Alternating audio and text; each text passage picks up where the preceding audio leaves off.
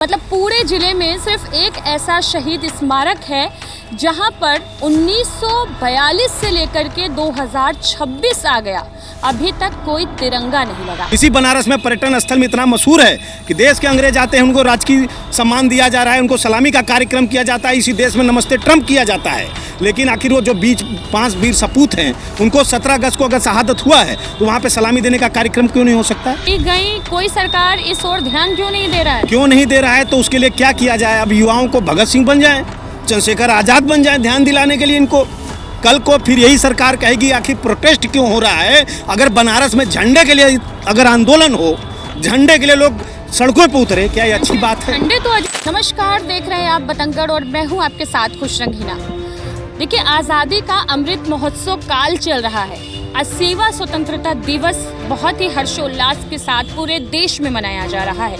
इसी कड़ी में अगर बात करें वाराणसी के यानी प्रधानमंत्री के संसदीय क्षेत्र की, तो यहाँ पर भी जोश खरोश के साथ आज़ादी का जश्न मनाया जा रहा है और सभी चौक चौराहों पर तिरंगे से सजा दिया गया है। हर जगह तिरंगा यात्राएं निकाली जा रही हैं, हर जगह घर घर तिरंगा अभियान चलाया जा रहा है। लेकिन एक अभियान जहाँ चलना चाहिए वहाँ नहीं चल पाया है। तो आपको बता दें कि वाराणसी के चोलापुर में मतलब पूरे जिले में सिर्फ एक ऐसा शहीद स्मारक है जहाँ पर 1942 से लेकर के 2026 आ गया, अभी तक कोई तिरंगा नहीं लगा।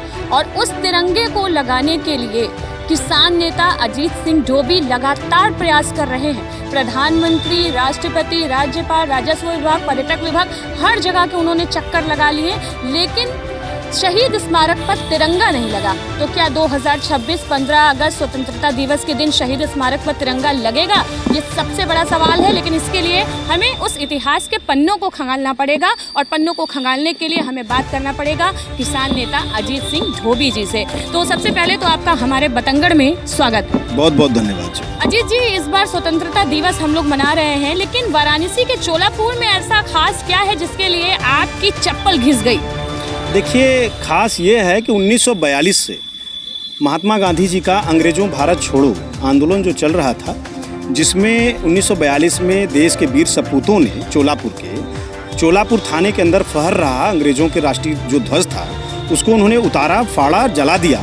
और जैसे अपने देश का राष्ट्रीय ध्वज फहरा रहे थे वहाँ पे, उस समय अंग्रेजों का आर्डर हुआ, अंग्रेजों की जो फोर्स थी उन्होंने गोली मार दिया। वहाँ पे 5 वीर सपूत जो है, शहीद चौथी राजभर जी, श्री राम जी, बच्चू पटेल जी, राम नरेश उपाध्याय जी, पंचम राम जी, ये लोग शहीद हो गए जो है। लेकिन कहने का मतलब देश आज़ाद हो गया। आज़ादी के 5 साल पूर्व की मैं बात बता रहा हूँ। 1942-1947 में देश आज़ाद हुआ और आज अगर हम 15 अगस्त मनाते हैं देश के स्वाभिमान में, शहीदों के सम्मान में, 15 अगस्त तो इसलिए मनाते हैं भाई, देश का स्वाभिमान और शहीदों का। कहा जाता है ऐ मेरे वतन के लोगों, जरा आंख में भर लो पानी, जो शहीद हुए उनकी जरा याद करो कुर्बानी। ये बनारस के चोलापुर मत बोलिए, ये पूरा बनारस बोलिए। आखिर बनारस जिले में एक शहीद स्मारक अगर है और आज भी वहाँ उपेक्षित है और इतिहास के पन्नों पे गौर देने वाली बात जो आपने कहा है, तो मैं बताना चाहता हूँ कि जो शहीद देश का झंडा लगा रहा हो और उसी समय उसको गोली मार दिया गया हो और देश के आज़ाद होने के बाद भी अगर सरकार के तरफ से अगर 101 फीट का वहाँ राष्ट्रीय ध्वज न लगे तो क्या उनके सपने आज भी साकार हुए हैं? बिल्कुल नहीं। लेकिन सरकारें तो कई आई कई गई, कोई सरकार इस ओर ध्यान क्यों नहीं दे रहा है? क्यों नहीं दे रहा है? तो उसके लिए क्या किया जाए? अब युवाओं को भगत सिंह बन जाए, चंद्रशेखर आजाद बन जाए, ध्यान दिलाने के लिए इनको। कल को फिर यही सरकार कहेगी आखिर प्रोटेस्ट क्यों हो रहा है? अगर बनारस में झंडे के लिए अगर आंदोलन हो, झंडे के लिए लोग सड़कों पे उतरे, क्या ये अच्छी बात है? झंडे तो अजीत जी चौक चौराहों पर ऐसे ही लगाए जा रहे, बांटे जा रहे हैं झंडे। मैं क्या कह रहा हूँ, झंडा तो बनारस के अंदर रेलवे स्टेशन पे भी लगा है, आप जाइए पार्कों में लगा है, पुलिस स्टेशन पे लगा है।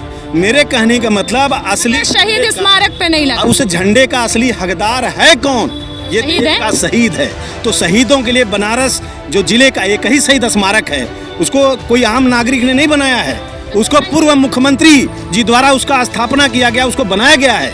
आज वहाँ पे आज 101 फीट का राष्ट्रीय ध्वज नहीं लगता है। इसी बनारस में पर्यटन स्थल में इतना मशहूर है कि देश के अंग्रेज आते हैं, उनको राजकीय सम्मान दिया जा रहा है, उनको सलामी का कार्यक्रम किया जाता है। इसी देश में नमस्ते ट्रम्प किया जाता है। लेकिन आखिर वो जो 5 वीर सपूत हैं, उनको 17 अगस्त को अगर शहादत हुआ है तो वहाँ पे सलामी देने का कार्यक्रम क्यों नहीं हो सकता है? मैं यहाँ के कलेक्टर साहब बनारस को दिया हूँ पत्र ज्ञापन, यहाँ के कमिश्नर साहब को पत्रक दिया हूँ, यहाँ के जो है सांसद जी को पत्रक दिया हूँ, या वहाँ के एमएलए को पत्रक दिया हूँ। यहाँ तक कि नहीं बात बना तभी देखिए प्रधानमंत्री कार्यालय दिल्ली जाकर पत्रक दिया, गृह मंत्रालय दिया, संस्कृति मंत्रालय दिया। अब ये बताइए सारा तो पत्रक बड़ा विषय नहीं है जहां हर जगह से ये रिजेक्ट हो जा रहा है। आप देखिए, नहीं रिजेक्ट तो नहीं हुआ है, मुख्यमंत्री कार्यालय को भी दिया पत्रक, वहाँ से जवाब हुआ जांच के लिए। राजस्व विभाग यहाँ से क्या रिपोर्ट देता है, मैं आपको देता हूँ रिपोर्ट, आपको कागज है मेरे पास। इस कागज में लिखा है कि 101 फीट का राष्ट्रीय ध्वज वहाँ नहीं लग सकता क्योंकि वो जमीन थाने की है।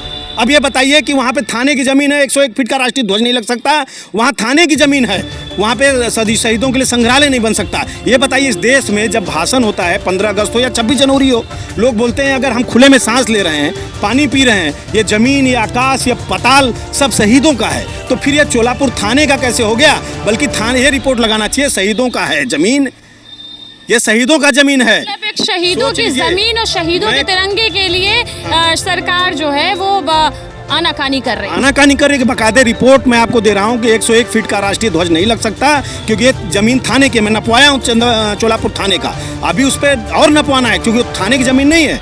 आने वाले समय में आप देखिएगा, जिस दिन सरकार हमारी बातों को सुनेगी, चोलापुर थाना का जमीन जो है शहीदों का जमीन होगा, वहाँ संग्रहालय भव्य बनेगा। कितने सालों से आप ये प्रयास कर रहे हैं? देखिए, अभी तो मैं 1 साल से इसका प्रयास कर रहा हूँ, लेकिन ये बात प्रयास तो कागजों में है ना, प्रयास वहाँ एक पूरा मैं कह रहा हूँ कांग्रेस गवर्नमेंट थी।